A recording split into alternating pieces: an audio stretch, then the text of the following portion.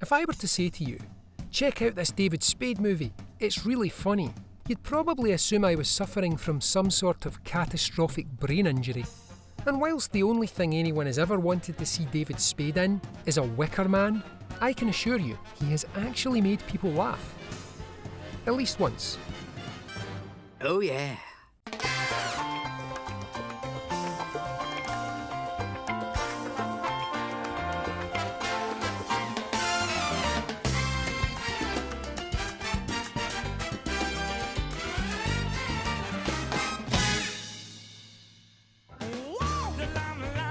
The Emperor's New Groove tells the tale of a selfish Incan emperor called Cusco. When Cusco's treacherous advisor Yzma decides she wants to rule the kingdom herself, she hatches a ploy to poison them with a magical potion, only for it to backfire when Cusco is accidentally turned into a llama instead. My face, good! My beautiful, beautiful face! Cusco then teams up with Pacha, a local peasant who agrees to help him regain his throne in the hope this might convince Cusco to abandon plans to build a summer home on top of his village. Allied to Yzma is Kronk, her handsome henchman stroke rent boy. Right. To say the Emperor's New Groove had a few issues with production would be a bit like saying Ed Kemper had a few issues with his mother. I cut off her head, and I humiliated her corpse. This is a movie that well and truly went the distance during its 6-year production, getting repeatedly smashed in the face until it almost lay half dead on the mat. Originally pitched to Disney studio head Michael Eisner as a loose adaptation of Mark Twain's The Prince and the Pauper, The Emperor's New Groove, or Kingdom of the Sun as it was then titled, was originally envisioned as a dramatic musical before it turned into something hilarious. There is no way to go on.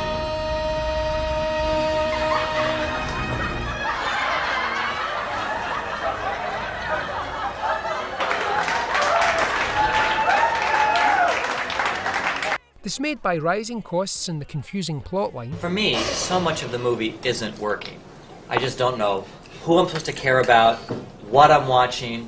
The pace seems really, really wacky. Disney ordered the writers to rip everything up and start again.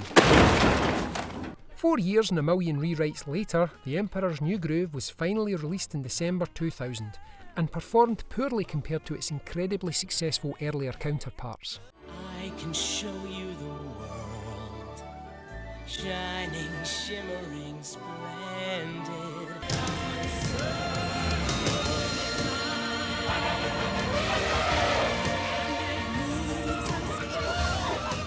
2 decades on, The Emperor's New Groove has become, at best, a cult movie, which is particularly galling when you consider that it's probably the funniest animated movie of all time, and achieved this despite the involvement of He Who Shall Not Be Named. Forged under incredibly challenging circumstances, this film is nothing short of a miracle. But how did the creative team pull it off? Pull the lever, Kronk. Roll lever!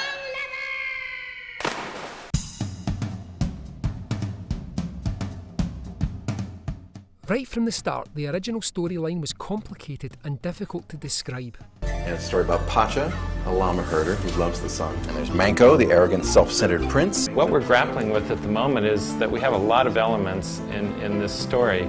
We have a love interest, a Prince and the Pauper switch, a classic villain. So in case you missed that, the story was supposed to be about a peasant who sort of controls the sun. Then he meets a prince who looks like him, they switch places for some reason, fall in love with each other's girlfriends, then one of them turns into a llama.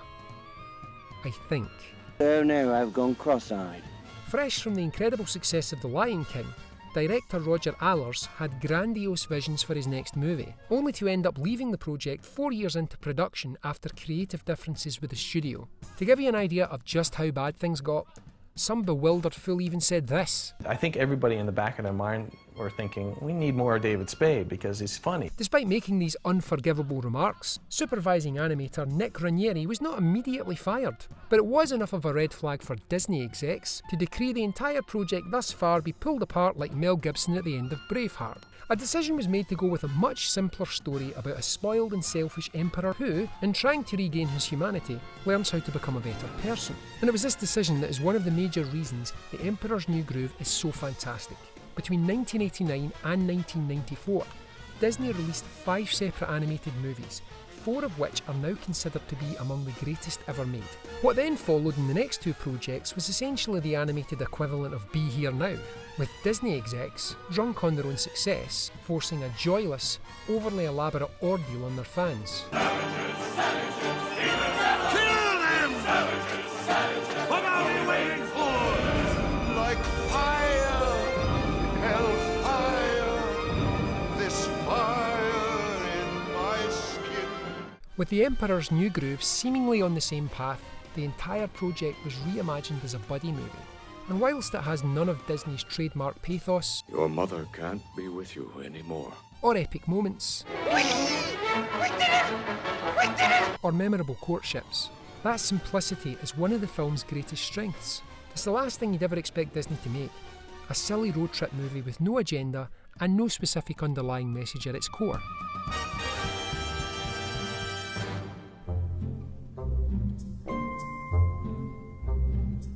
Imagine you're making a movie for Disney, and you've just made the decision to remove all the elements that add up to a Disney movie's reasons for even existing.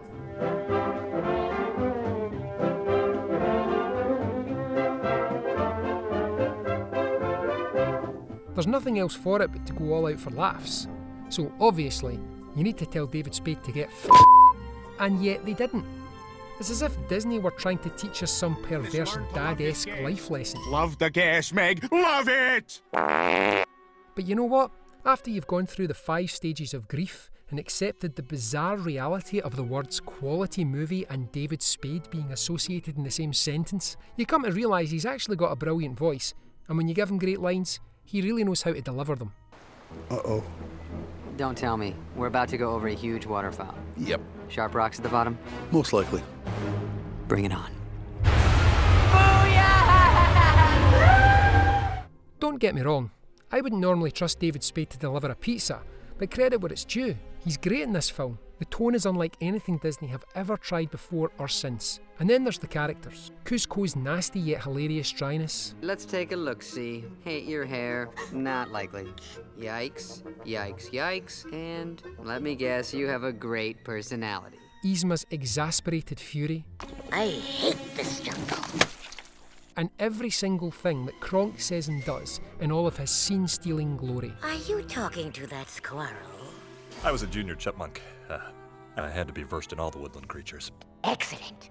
A few drops in his drink, then I'll propose a toast, and he will be dead before dessert. Which is a real shame, because it's going to be delicious. Kronk is without shadow of a doubt the best thing in the movie, which is even more amazing when you consider he was a very late addition to the script. Everything about Kronk is surprising. He's a jock who knows how to cook. My spinach puffs! An enforcer that likes children's games. This is my variation of double dutch on the signal. We switch places. Kronk, it's time. Okay. He can talk to woodland creatures. He's in touch with his feelings, yet at the same time is quite happy to throw someone off a waterfall if Yzma tells him to. Mission accomplished.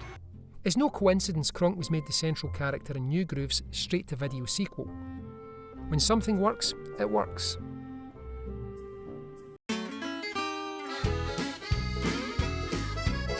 Originally, New Groove was a musical, with all of the songs to be composed by Gordon Sumner. By Sumner, I of course mean Sting, a grown man who has made a deliberate choice to live his entire adult life using a playground nickname, the music industry of course being the only workplace that such behaviour is socially acceptable. Picture the scene.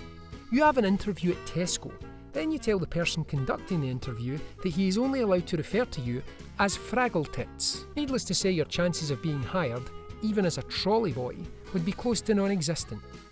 But I digress. Sting spent years working on the movie and for all his efforts was rewarded with just 2 songs making it into the final cut, one at the start of the film and another right at the end. If you ask me, he deserves a lot of credit. In Trudy Styler's film The Sweatbox, which documents the collapse of Kingdom of the Sun and the rise of New Groove, Sting shows enormous patience despite all the production nightmares. Can you imagine what Disney would have to deal with if they sacked Elton John from The Lion King?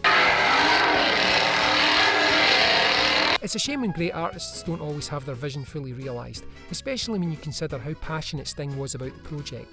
I was deeply flattered, Disney films have been in my life since I saw Sleeping Beauty. Ultimately though, removing his music was the right call.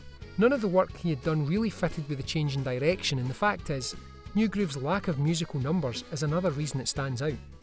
There's no big romantic melody, no hero or villain songs, no mildly racist undertones, just pure comedy. It's totally unique from everything else the studio ever produced. Feel the power. Oh, I could feel it.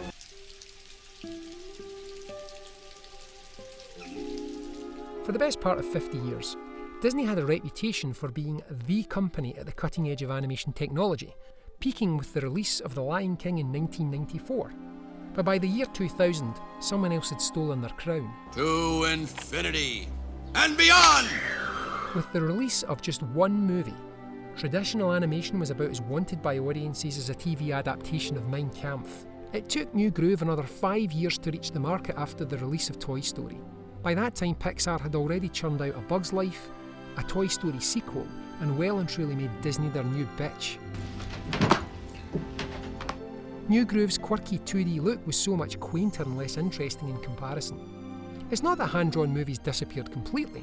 Disney managed to churn out several moderately successful, traditionally animated movies before finally throwing in the towel and embracing computer tech themselves. The endless production problems on New Groove had taken their toll on public enthusiasm for the movie as well. To the casual observer, New Groove looked like a film the studio just weren't that invested in, especially when they made the decision to heavily promote 102 Dalmatians instead, and put it out just several weeks before. Sometimes genius just slips through the cracks. Leave me alone.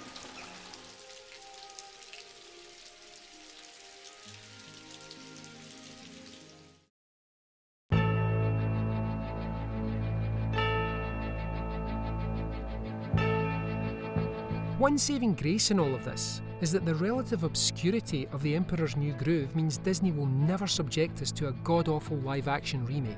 Ooby-Doo, I want to be like you. I want to walk like you, talk like you too. You'll see it's true. Someone like me can learn to be like someone like you. This film is a testament to the spirit of not giving up. Very few movies that go the distance come out the other side in decent shape, and decent would be the understatement of the century when it comes to describing New Groove. And it's to the eternal credit of the people involved that they went that distance, sticking it out when it would have been easier just to give up. Let me tell you something you already know. The world ain't all sunshine and rainbows, but it ain't about how hard you hit. It's about how hard you can get hit and keep moving forward, how much you can take and keep moving forward. That's how winning is done.